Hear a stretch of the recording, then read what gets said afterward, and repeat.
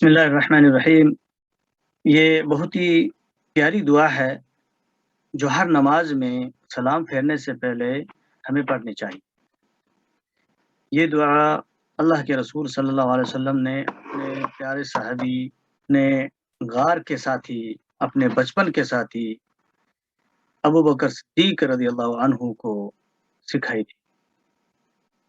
اللهم إني ظلمت نفسي ظلما كثيرا ولا يغفر الذنوب إلا أنت فاغفر لي مغفرة من عندك وارحمني إنك أنت الغفور الرحيم اللهم إني ظلمت نفسي ظلما كثيرا۔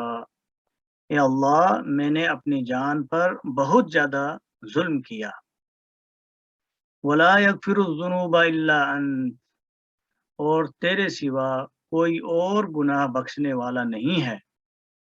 فاغفر لی مغفرۃ من عندک وارحمنی، چنانچہ تو مجھے خاص اپنی طرف سے بخش دے اور مجھ پر رحم فرما۔ انک انت الغفور الرحیم، یقیناً تو ہی بخشنے والا اور رحم کرنے والا ہے۔ آمین یا رب۔